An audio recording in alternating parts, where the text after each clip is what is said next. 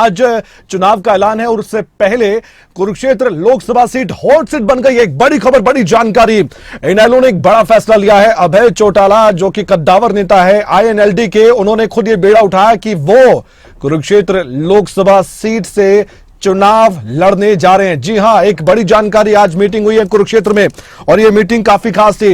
एक बड़ी जानकारी दे रहा है खबरें अभी तक आपको। सबसे पहले खबरें अभी तक पर यह खबर आपने देखी, अभय चौटाला कुरुक्षेत्र लोकसभा सीट से चुनाव लड़ने जा रहे हैं। सुशील गुप्ता के सामने चुनाव लड़ेंगे। कुरुक्षेत्र लोकसभा सीट इस समय हॉट सीट बन चुकी है क्योंकि यहां से दो बड़ी शख्सियत चुनाव लड़ रही हैं। एक आम आदमी पार्टी कांग्रेस के गठबंधन के प्रत्याशी, दूसरा अब अभय चौटाला चुनाव लड़ने जा रहे हैं। अभय चौटाला फिलहाल ऐलनाबाद से विधायक हैं और आप जानते हैं कि इनेलो के बड़े नेता हैं अभय चौटाला, जो कि अब राजनीतिक तौर पर सीधे चुनौती देते नजर आएंगे अपने राजनीतिक प्रतिद्वंदियों को और सीधे ये भी दावा करेंगे कि जीत उनकी होने वाली है, क्योंकि इस समय साफ तौर पर यह लग रहा है कि कुरुक्षेत्र लोकसभा सीट पर सबकी निगाहें हैं। और अब अभय चौटाला जो कि खुद अब दिलचस्पी ले रहे हैं, ऐसा लगा ही होगा क्योंकि उनकी जरूर बातचीत हुई होगी इनेलो के संगठन से। खुद भी वो बड़ा कद रखते हैं इनेलो में, तो ऐसे में अभय चौटाला कुरुक्षेत्र लोकसभा सीट से चुनाव लड़ने जा रहे हैं। यह खबर मिली है, आज मीटिंग हुई है और कुरुक्षेत्र में जो मीटिंग हुई है उसमें ही यह निर्णय लिया गया है। रजत पंजेटा साहब हमारे साथ इनेलो के प्रवक्ता फोन लाइन पर मौजूद है। रजत जी, आप तक भी यह खबर पहुंच गई होगी, अभय चौटाला कुरुक्षेत्र से चुनाव लड़ रहे हैं? जी, निश्चित तौर पर कुरुक्षेत्र से चुनाव लड़ रहे हैं और लड़ नहीं रहे हैं, जीत भी हासिल करेंगे। जी बिल्कुल, शुभकामनाएं आपको। लेकिन ये बताइए रजत जी, ऐसा क्यों निर्णय लिया गया? ऐलनाबाद से विधायक है लेकिन लोकसभा चुनाव नजदीक है, अभय चौटाला ही क्यों कुरुक्षेत्र से? ये मैं जानना चाहता हूं, हमारे दर्शक जानना चाहते हैं, हरियाणा जानना चाहता है। देखिए, जो कुरुक्षेत्र में हमारी पदयात्रा हुई थी, जो पदयात्रा के दौरान जो रिस्पांस मिला था और जो लोगों की एक मांग उस समय उठी थी, मीडिया तक तो ये बात नहीं आ पाई, लेकिन जब उस समय पद यात्रा कर रहे थे तो जहां जहां भी हम रुके, जहां जहां भी हमने विश्राम किया, तो लोगों का एक समूह इकट्ठा हुआ। उन्होंने सबने ये मांग की थी कि आप दोबारा से इस एरिया को मजबूत करिए। ये एरिया आपके साथ खड़ा हुआ है पूरा का पूरा और बिल्कुल परेशान हो चुके हैं सरकार की नीतियों से। तो देखिए, बहुत वहां पे चौटाला साहब का भी वहां पे बहुत बड़ा इंडियन नेशनल लोकदल का ताऊ देवीलाल जी का बड़ा प्रभाव रहा है उस एरिया पे, और उस एरिया ने मतलब कहते हैं कि इस बार जो हमारी पद यात्रा थी, मतलब सर चढ़कर वहां पे एक जुनून था, लोगों में बहुत ज्यादा सरकार के प्रति रोष था। देखिए, सुशील गुप्ता जी एक बाहरी कैंडिडेट हैं, वो दिल्ली से आए हैं, दिल्ली के बिजनेसमैन दिल्ली के हैं, रहते दिल्ली में हैं, सारा बिजनेस उनका स्कूलों का दिल्ली में एम्पायर फैला हुआ है। आके यहाँ पे दोबारा दिल्ली चले जाएंगे, उनको चाहिए कि जनता के बीच में, उनके बीच में उनका रहे, और आने वाले मुख्यमंत्री भी होंगे अभय सिंह चौटाला जी। और देखते हैं आगे क्या होता है। लेकिन कुरुक्षेत्र की हमारी तीसरी सीट जो हमारी, आप पक्की मानकर चलिए, पहली हम सिरसा, पहले अब नंबर पे आप कुरुक्षेत्र को लीजिए, कुरुक्षेत्र, सिरसा और हिसार।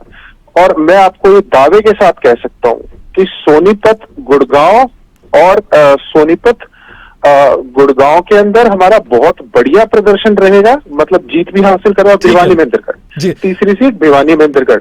अब आप मानकर चलिए कि 6 सीटों पर सीधा 3 सीट तो मैं आज जीतने का आपके पास दावा निश्चित तौर पे कर सकता हूँ, और बाकी 3 सीट हम जीतने की स्थिति के अंदर है। यानी आपको लगता है कि एक माहौल क्रिएट हुआ था कुरुक्षेत्र में जब पदयात्रा निकालते थे अभय चौटाला अपनी पार्टी के लिए, उसके आधार पर ही आप कह रहे हैं कि ये निर्णय लिया? क्योंकि आप कह रहे हैं अगले मुख्यमंत्री भी होंगे, ऐलनाबाद से विधायक भी है, अब केंद्र की राजनीति करने के मूड में भी दिखाई दे रहे हैं। इतना कंफ्यूजन क्यों पैदा हो रहा है? नहीं, इतना कोई कंफ्यूजन नहीं है। और केंद्र की राजनीति अगर बनते हैं तो केंद्र की राजनीति ही करेंगे, ठीक है, और निश्चित तौर पे बनेंगे भी। लेकिन ये है कि देखते हैं आगे। हिसार से भी नाम जो है वो अभय सिंह चौटाला जी का मतलब पदयात्रा के दौरान हिसार से भी मांग उठी थी, ठीक है, कि आप हिसार से कैंडिडेट दे दीजिए। अभय सिंह चौटाला जी की मांग उठी थी। ये पहले से ही था कि निश्चित था कि अभय सिंह जी चुनाव लड़ेंगे, हिसार से लड़ते हैं।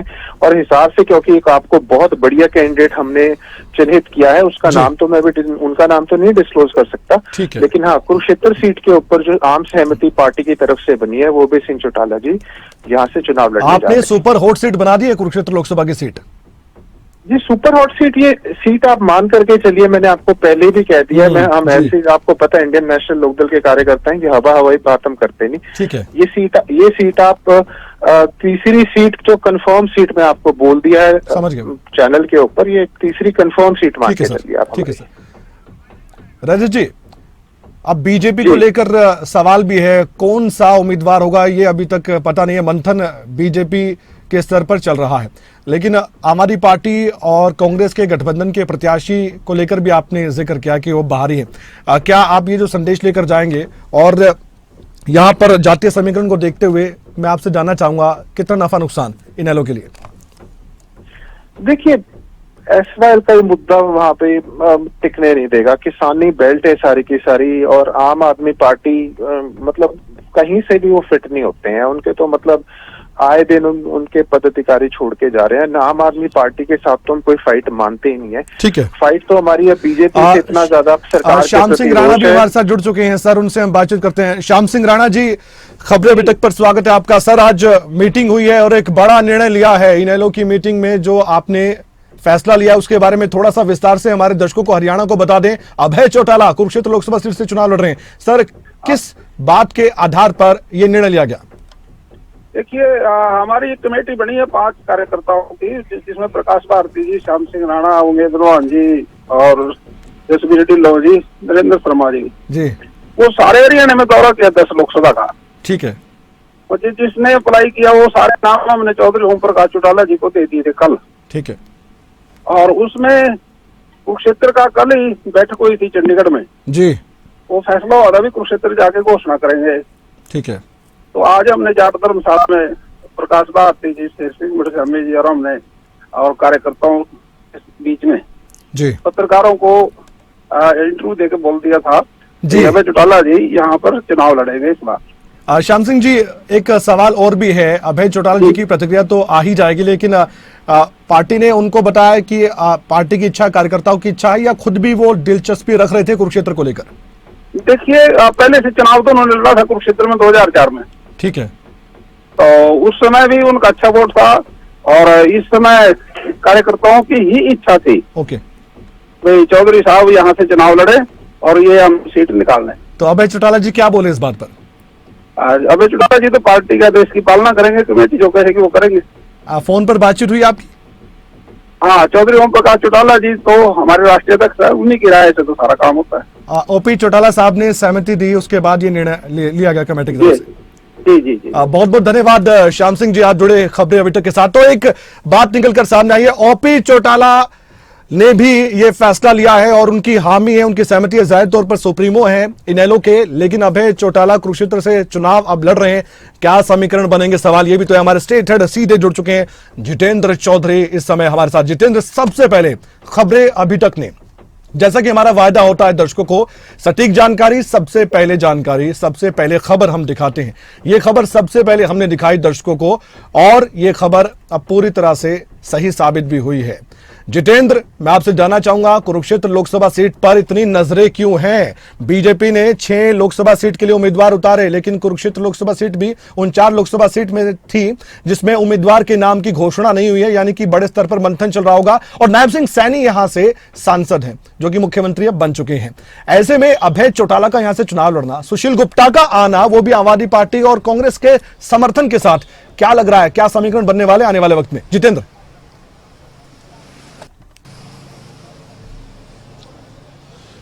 देखिए, बिल्कुल कमल, अगर हम कुरुक्षेत्र सीट की अगर हम बात करते हैं तो अभय चौटाला का नाम जो है वो इंडियन नेशनल लोकदल की तरफ से आगे किया गया है। हमारी बात भी अभय चौटाला से हुई है और उनका साफ तौर से ये कहना था कि जिस प्रकार जो कार्यकर्ताओं की, कुरुक्षेत्र के लोगों की जो भावनाएं होंगे उस अनुरूप वो आगे बढ़ते हुए नजर आएंगे। यानी कि पूरे तौर पर इसे पुख्ता ही खबर को कहा जा सकता है, क्योंकि इसके अंदर जहां कार्यकर्ताओं की और जो पदाधिकारियों की जो बैठक है उसमें इसे फाइनल कर लिया गया है। हालांकि इससे पहले अगर हम बात करें तो जो अर्जुन चौटाला है उनके नाम को लेकर के भी चर्चाएं थी, लेकिन अब मौजूदा बदले हुए परिवेश में अगर हम बात करते हैं तो अभय चौटाला को इस सीट से आगे किया जा रहा है। और अभय चौटाला क्योंकि हम देखते हैं हरियाणा विधानसभा में भी किस तरीके से बेबाकी से जो जनता के मुद्दे हैं उन्हें उठाने का काम करते हैं और जो है तमाम मुद्दे उनकी तरफ से उठाने का काम अब जिस प्रकार की जो इच्छा है उनके कार्यकर्ताओं की, उनके पदाधिकारी समर्थकों की कि इसी प्रकार के मुद्दे वो संसद के अंदर भी उठाए और इसी को ध्यान में रखते हुए उन्हें साल 2024 में अब कुरुक्षेत्र से चुनावी मैदान में लोकसभा के चुनाव के लिए उतारा जा सकता है। ये इसके साथ साथ यहाँ पर समीकरणों को अगर हम देखते हैं, देखिए अब करनाल के बाद कुरुक्षेत्र भी सीएम सिटी बन चुकी है क्योंकि मौजूदा जो मुख्यमंत्री हैं नायब सैनी वो कुरुक्षेत्र से आते हैं। ऐसी स्थिति में हॉट जो चुनाव है वो यहाँ पर रहने वाला है और अपने आप में इस चुनाव पर सबकी नजरें भी टिकेंगी। दूसरी तरफ इंडिया अलायंस जो गठबंधन जो हुआ है, इंडिया अलायंस जो हुआ है, उस गठबंधन की एक सीट जो हरियाणा में दी गई है, कुरुक्षेत्र ही वो सीट है जहां पर आम आदमी पार्टी के जो प्रदेश अध्यक्ष हैं, जो बड़े नेता हैं, इससे पहले राज्यसभा में भी वो रहे हैं, उन्हें उम्मीदवार बनाया गया है जो है राष्ट्रीय गठबंधन जो इंडिया अलायंस का गठबंधन है। तो ऐसी स्थिति में जहां बीजेपी भी ये नहीं चाहेगी कि इंडिया अलायंस जीते, तो वहीं दूसरी तरफ बीजेपी को ये भी दरकार है कि मजबूत कैंडिडेट भी यहाँ खड़ा हो। और जितेंद्र, सुशील गुप्ता साहब हमारे साथ जुड़ चुके हैं क्योंकि वो मीटिंग्स कर रहे हैं, प्रचार कर रहे हैं, तो एक ही सवाल मैं उनसे पूछूंगा, वो बिजी भी इस समय है। सुशील गुप्ता जी, आपको खबर मिल गई होगी, अभय चौटाला आपके खिलाफ चुनाव लड़ रहे हैं, ये साफ हो गया, INLD ने निर्णय लिया है। सर, आपकी पहली प्रतिक्रिया खबर अभी तक पर क्या कहना चाहेंगे? आप भी यहाँ से चुनाव लड़ रहे हैं। मैं पहले भी कह चुका हूँ, ये बीजेपी की ही बी टीम है, वोट काटने के लिए बीजेपी से मिल के इनको यहाँ उतारा गया है, अन्यथा धरातल पे अब इनका कुछ बचा हुआ नहीं। लेकिन अभय चौटाला ने ऐसा कैसे सोचा होगा? जहां से आप समर्थन ले रहे कांग्रेस का, आम आदमी पार्टी का बड़ा चेहरा है, प्रदेश अध्यक्ष आप हैं, और इधर अभय चौटाला, क्यों इतनी ताकत लगा दी इनेलो ने इस सीट पर? आपको क्या लगता है? क्योंकि इस सीट पे इनेलो की ताकत नहीं है, इस सीट पे भाजपा की प्रतिष्ठा जुड़ी हुई है जी। भाजपा 10 उम्मीदवारों की विचार कर चुकी और फिर रिजेक्ट कर चुकी। ठीक है। भाजपा वोट काटने के लिए हर किसी को यहाँ पे खड़ा करेगी और पूरा प्रयत्न करेगी, परंतु भाजपा कुछ भी सोच ले, भाजपा के कैंडिडेट की जमानत जब्त होने वाली है, चौधरी अभय चौटाला जी की भी जमानत यहाँ से जब्त होने वाली है। ठीक है, बहुत बहुत शुक्रिया सुशील गुप्ता साहब, आप जुड़े हमारे साथ। सुशील गुप्ता, आम आदमी पार्टी के प्रदेश अध्यक्ष और उम्मीदवार आम आदमी पार्टी कांग्रेस गठबंधन के कुरुक्षेत्र से एक बड़ी बात कही है उन्होंने, तो ये तक आरोप लगा दिए कि हमने तो पहले कहा था कि बी टीम है इनेलो बीजेपी की और ये वोट काटने के लिए किया गया है, ऐसे आरोप लगाए जा रहे हैं और ये सब कुछ देखा जाएगा। हमारे साथ जितेंद्र चौधरी लगातार जुड़े हमारे स्टेट हेड। जितेंद्र, एक हम बात हमेशा कहते हैं राजनीतिक महाभारत की, महाभारत हुई कुरुक्षेत्र में, लेकिन आने वाले वक्त में लग रहा है कि बयानबाजी का दौर बहुत तेज होगा, बहुत तीखा होगा और एक राजनीतिक जंग, राजनीतिक महाभारत कुरुक्षेत्र में होने वाली है।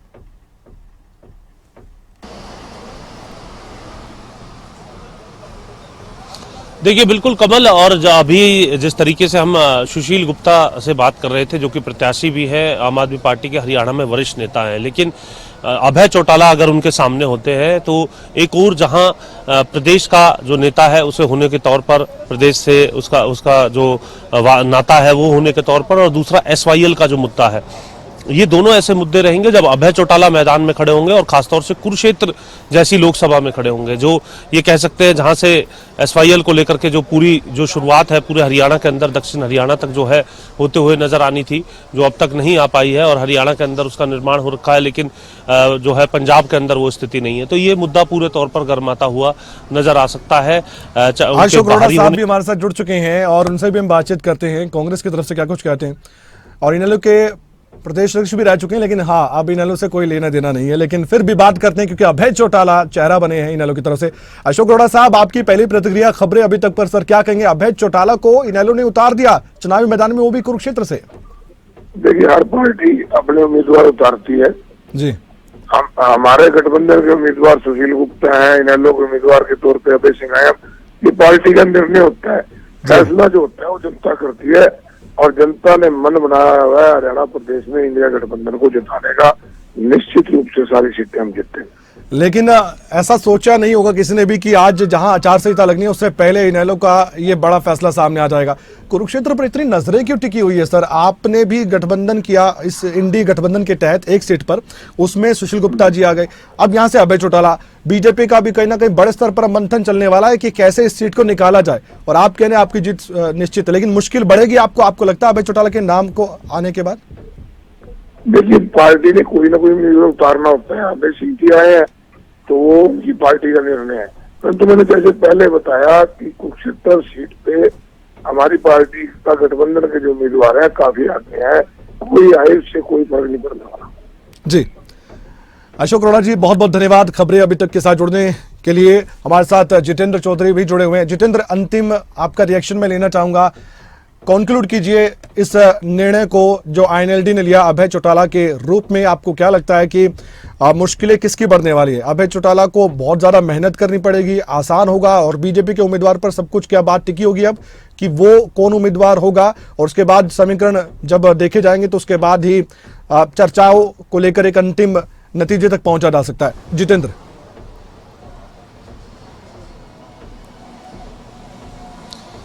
देखिए, बिल्कुल बीजेपी के अंदर कोशिश की जा रही थी कि जो है जिंदल परिवार से संपर्क साध करके खुद नवीन जिंदल या शालू जिंदल जो है वो यहाँ से चुनावी मैदान में उतरे, लेकिन अभी तक जो जानकारी है उसके मुताबिक इसमें अभी चर्चा जो है वो रही है, लेकिन कोई फाइनल सहमति को लेकर के खबर सामने नहीं आ पाई है। जहाँ तक बात की जाए इंडी अलायंस के जो है प्रत्याशी की, सुशील गुप्ता की, भले ही वो जींद में जन्मे हो हरियाणा के, लेकिन दिल्ली से जिस तरीके से उनकी जो राजनीतिक तौर पर उनका चेहरा जो है जब सामने आया था, इसके अलावा भी अगर हम बात करें तो जो है दिल्ली के अंदर ये अधिक जो है उनका रहना होता है, और एसवाईएल को लेकर के पीछे कुछ बयान जो है उनके रहे हैं, ये अपने आप में चुनौती रहेंगे। इंडियन नेशनल लोकदल का जो वोट बैंक जिस प्रकार से सिकुड़ा है, यानी कम हुआ है, उस वोट बैंक को किस तरीके से आगे पुश किया जाएगा? क्या जेजेपी का गठबंधन टूटने का फायदा इंडियन नेशनल लोकदल को किसी तरीके से मिल पाएगा या नहीं मिल पाएगा? और दूसरी तरफ अपनी सियासी जमीन जो है पूरे तौर पर इंडियन नेशनल लोकदल तलाश रही है। ऐसी स्थिति में एक ऐसी सीट जहां पर पूरे तौर पर जो हॉट सीट होते हुए जो चुनाव है वो पूरे चरम पर रहने वाला है, पूरा गर्म चुनाव जो है इसे कहा जा सकता है, क्योंकि एक और दो पार्टियां जिनका एक कैंडिडेट है, दूसरी तरफ सीएम सिटी होने की वजह से जो है नायब सैनी की अधिक जिम्मेदारी, वहां पूरी कोशिश की जाएगी। तो वहीं इंडियन नेशनल लोकदल की तरफ से भी जो है उनके जो प्रमुख नेता हैं वो यहां पर मौजूद रहेंगे। तो ये कहा जा सकता है कि चुनाव जो है वो रोहतक की बात करें, करनाल की बात करें, कुरुक्षेत्र की बात करें, हिसार की बात करें, हर जगह जो चुनाव है वो पूरे तौर पर जो है पेचीदा होने वाला है। जबरदस्त चुनाव जो है इस बार देखने के लिए मिलेगा। एक तरफा या साफ जो दावे किए जा रहे हैं उतना साफ शायद नहीं होगा जितना साल 2019 जेजेपी का भी जिक्र किया है, और आज दर्शकों को बताना चाहते हैं हम कि जेजेपी की भी बड़ी बैठक दिल्ली में है, तो अब देखने वाली बात है लोकसभा चुनाव को लेकर वो बैठक है। बहुत बहुत शुक्रिया जितेंद्र चौधरी, आपने जानकारी दी इस खबर पर। आगे बढ़ते हैं, जेजेपी की जब हम बात कर ही रहे हैं तो मैं आपको बताना चाहता हूं कि जेजेपी की तरफ से आज क्या रणनीति बनाई जा सकती है। बहुत अहम जानकारी आपके सामने, वो जानकारी हम रखना चाहते हैं।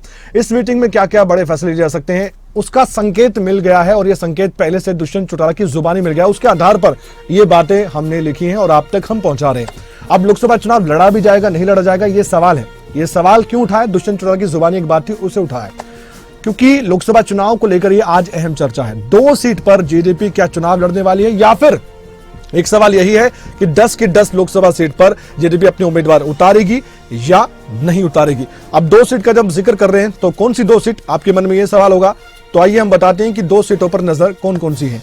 एक तो हिसार लोकसभा सीट है और दूसरी है भिवानी महेंद्रगढ़ सीट। इस पर जेजेपी की ज्यादा नजर है। जेजेपी को लगता है कि यहां पर जनाधार ज्यादा उसका हो सकता है। भिवानी महेंद्रगढ़ सीट पर तो पहले से ही इच्छा जता चुके हैं चुनाव लड़ने की अजय चौटाला, राष्ट्रीय अध्यक्ष है जेजेपी के, तो इसलिए लग रहा है कि भिवानी महेंद्रगढ़ सीट पर विचार ज्यादा हो सकता है।